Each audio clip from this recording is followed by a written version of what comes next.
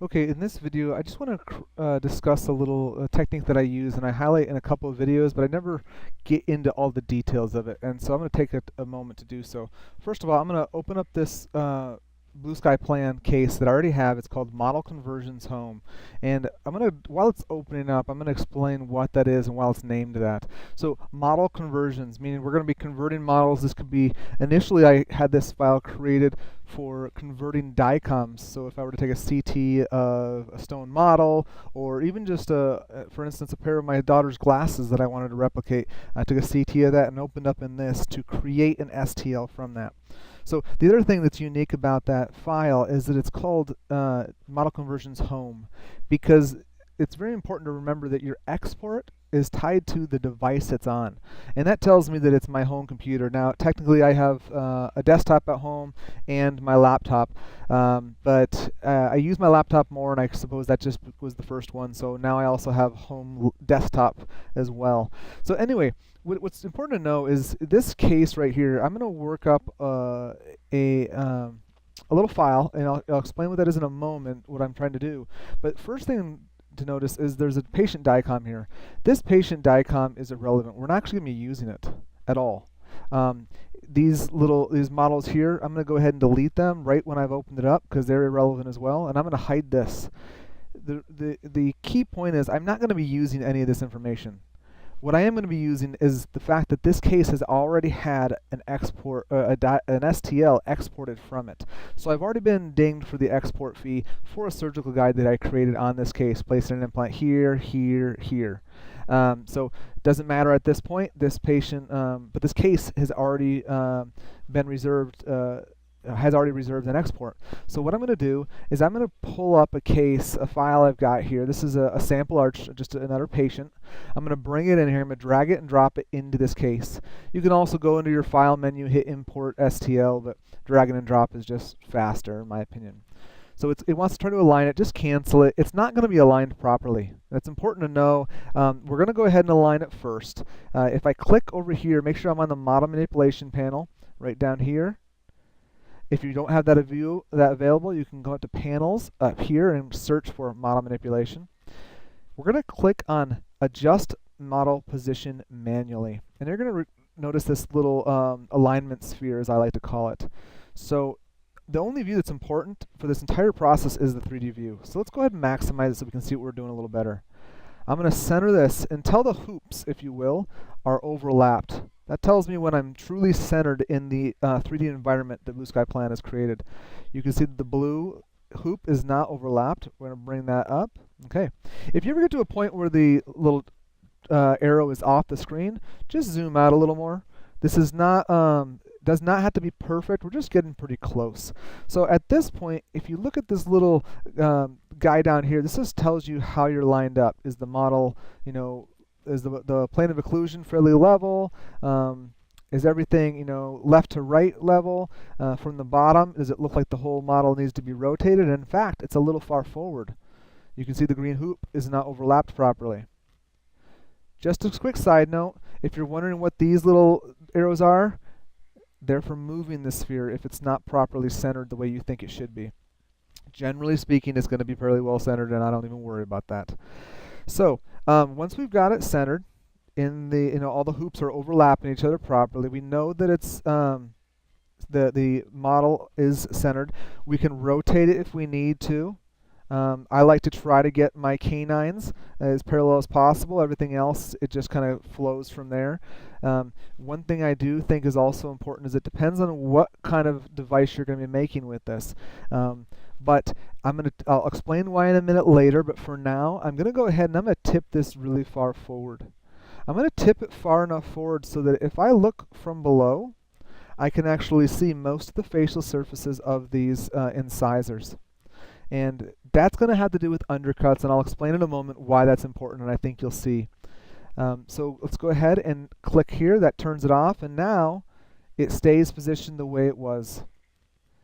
So if I look from the side, that's how it's angled. Look from the front, that's how it's angled. So for this video, I'm going to actually create the shell that I use when making an occlusal guard.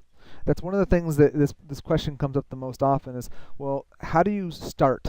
And so right now I'm going to go to the guide panel, and I'm going to draw my curve like I'm doing a surgical guide like I normally would. There's no implants here, there's no guide tubes, but I'm going to go ahead and draw my line. I tend to draw fairly quickly and then go back and edit after the fact.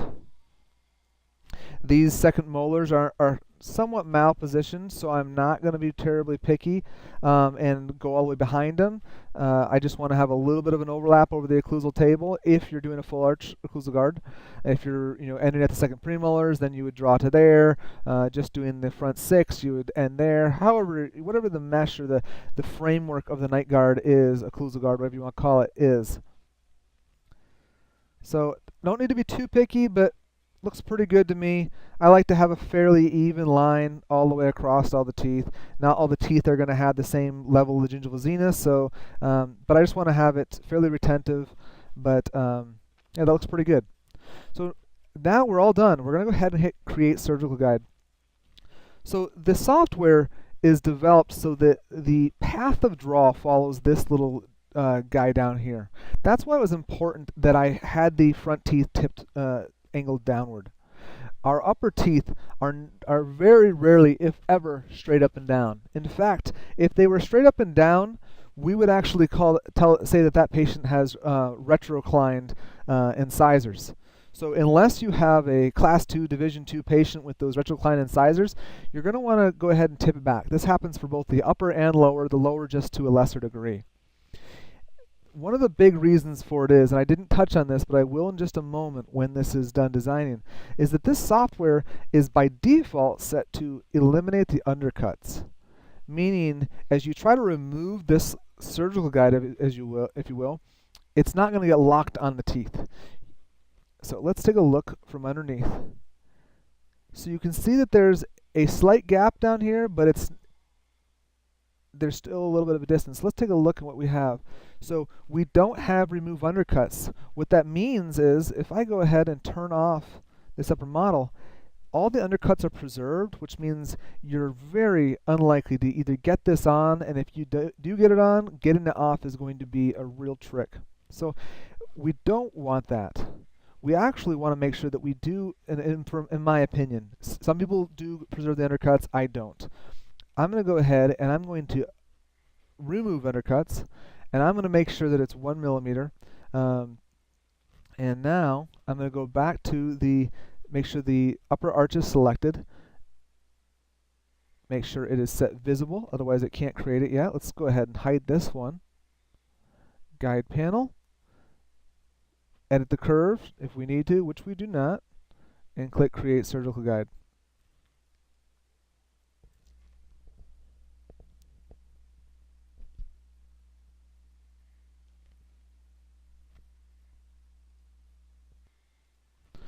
Okay, so now we have our new mesh created. This time the undercuts have not been preserved. And to see that, we can actually go into the surfaces and turn on the outlines, the hints, I apologize. And if we look in this view right here, you can see where the green one, let's make it a different color to make it even more obvious.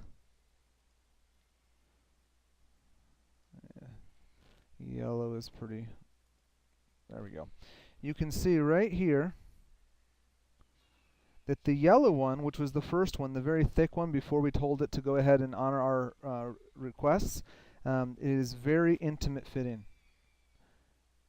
And it fits into the undercuts, and that's where it would get locked on. Whereas the one that we just created, let's go ahead and make that nice bright green, it has not preserved the undercuts. It's fairly intimate fitting, but it is going to allow for a passive fit.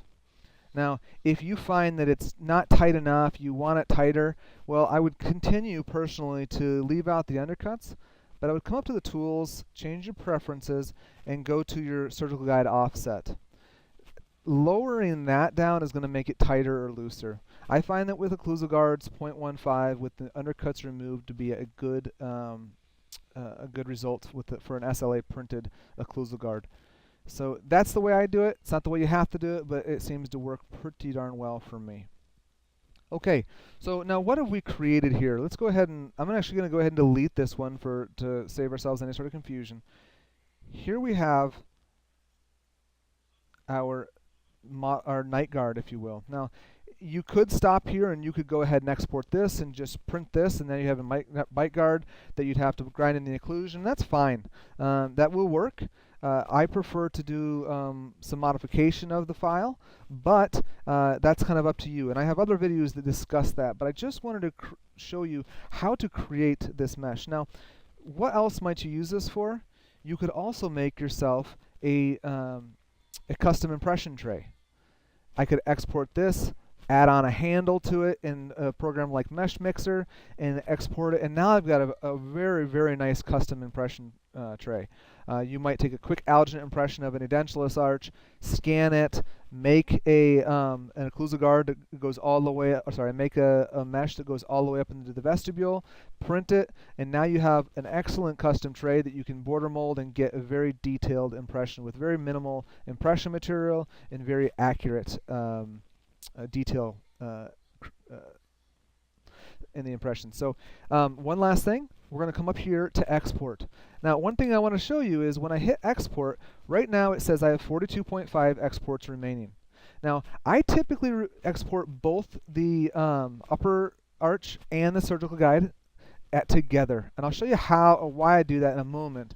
But notice that it's 42.5. And when I click export, I'm going to keep this in this little, I'm just going to call it sample upper, and I'm going to say model and mesh. Now this is the way I name things. You can do it however you like. Hit save. And I'm done. I'm going to go ahead and just minimize this window for now in case I need to go back to it. But if I come to this folder where it's been saved, sample upper, model, and mesh, what's going to happen is I'm going to open it up in Mesh Mixer. That's my default program for opening STL files. We're going to have both of them. Give it a second. It's not a terribly large file, but it's reasonably large.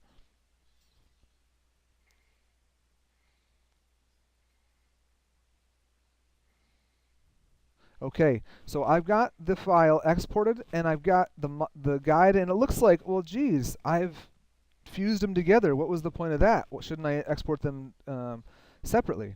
Well, actually, if I click on S to select and double-click on this, it's going to highlight just whatever it's touching. I hit Y. Y is the shortcut for separate. I now have my mesh. Let's expand this so you can read it a little better. I can hide that, and now I've got my model.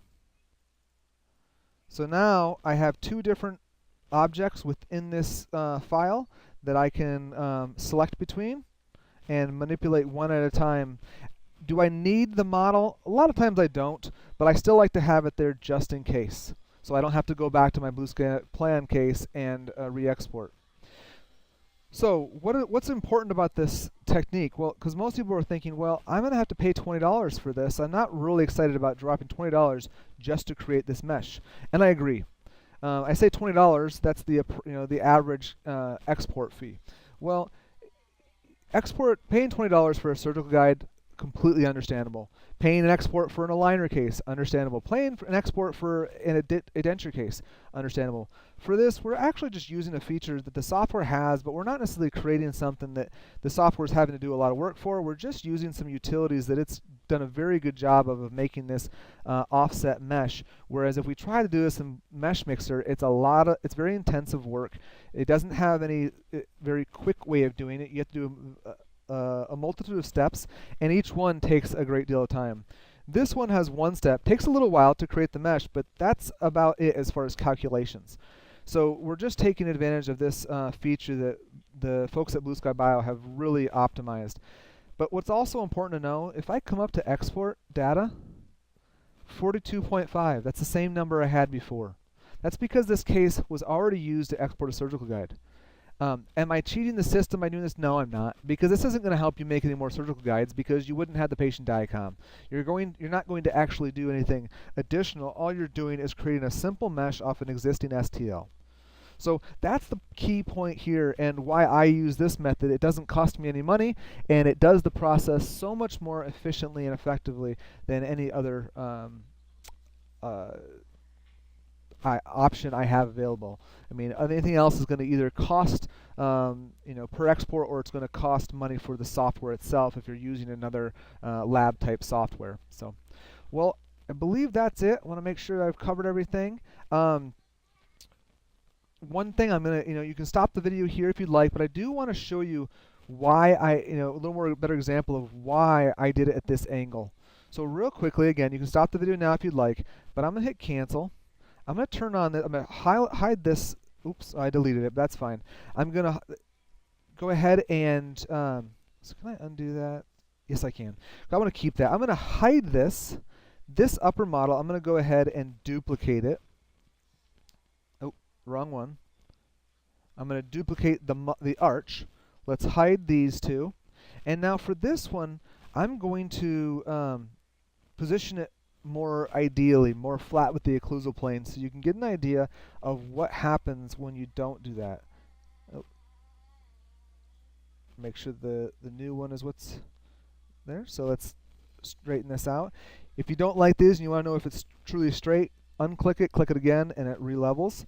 Looks pretty straight to me. Maybe we could tip it down a touch, but again, we're just kind of getting a little picky there. But so now, let's go ahead and do our surgical guide. We're going to have to redraw that line because we did move it.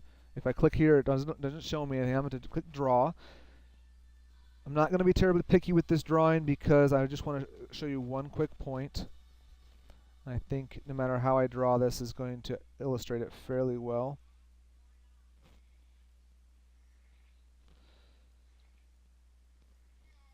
Let's edit it, make sure it's not too crazy. I like to have this line at least smooth because this is the area I'm going to be demonstrating it the most. Okay, so good enough. Now let's go ahead and click Create Surgical Guide.